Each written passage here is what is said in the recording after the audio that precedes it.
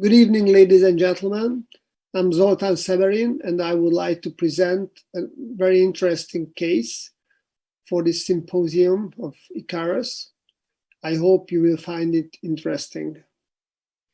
Our case is a hybrid repair of a thoracoabdominal aortic aneurysm, which was combined by a superior mesenteric artery aneurysm. We are working in a tertiary care center at Budapest at the Semmelweis University, and we do open and endovascular and hybrid surgeries of the aortic diseases. And I'm very privileged to show our case. In our department, we have an aortic center, and with multidisciplinary meetings, we usually discuss these special cases. We all know that hybrid approaches for the treatment of thoracoabdominal aortic aneurysms are very important.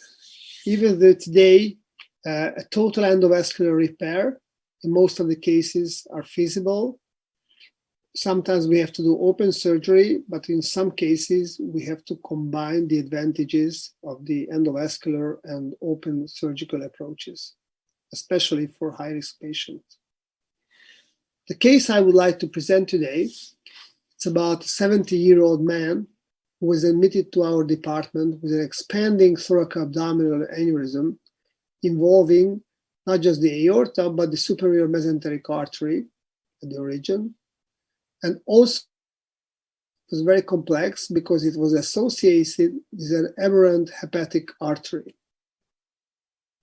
In the patient past medical history, hypertension, smoking, ischemic heart disease, deep vein thrombosis, chronic kidney disease, and the urinary bladder tumor was also noted. On the CT angiography before the admission, we had the result that there was a slowly growing, asymptomatic thoracoabdominal aortic aneurysm. Before admission, the maximum diameter reached 70 millimeters. And we also realized that there is an aneurysm at the origin of the superior mesenteric artery. On the top of this, we also had a chronic left renal artery occlusion and a chronic left common iliac artery occlusion. And the CT, and I will show you, there are strong lumbar collaterals. This is the preoperative CT where you can actually see that the celiac trunk, the origin is occluded. There's an aneurysm at the origin of the superior mesenteric artery. That's the hepatic artery coming from the superior mesenteric artery. Okay, this is the overall view. And there are some axial views when you can see the aneurysm with some thrombotic lumen, as you can see it here. Here you can see the aneurysm of the superior mesenteric artery as well. On the axial images, as you can see, there are some bilateral pleural effusion, the big aneurysm, and as I said, the occluded left iliac artery.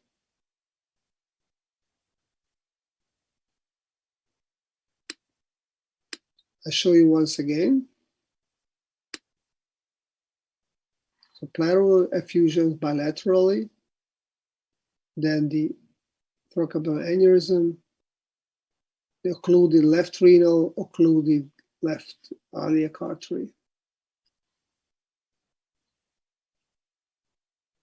The femoral access on the right side looked okay. Again, just in details, this is the mesenteric superior artery back in 2017. And a year later, you can see the aneurysm degeneration of the origin of the mesenteric superior artery. This is the pre-op CT again. With the reconstruction, you can see the occluded celiac trunk the right hepatic artery coming from the mesenteric superior artery, the strong, here you can see a very strong lumbar collateral. Actually, this is what helped to have the arterial blood supply of the left lower extremity. So after a multidisciplinary discussion, we thought we will perform a hybrid approach, which means an iliovisceral debranching, distal debranching, via midline laparotomy. We performed bypass from the right common iliac artery with the usage of a 12 and 6 millimeter Dacron graft to the mesenteric superior artery and to the right renal artery. And also, because of the aberrant hepatic blood supply, we decided and planned to do an endovascular repair during this open case, which means that we implanted Valiant Medtronic stent graft via the right femoral cut-down. The size was 36 millimeter by 200 millimeters.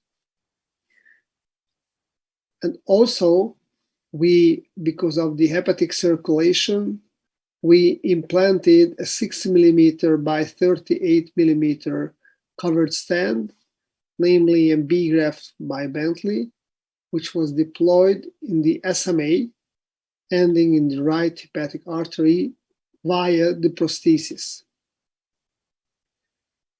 This is the intraoperative angiography, where you can actually see the mesenteric superior artery and the hepatic artery.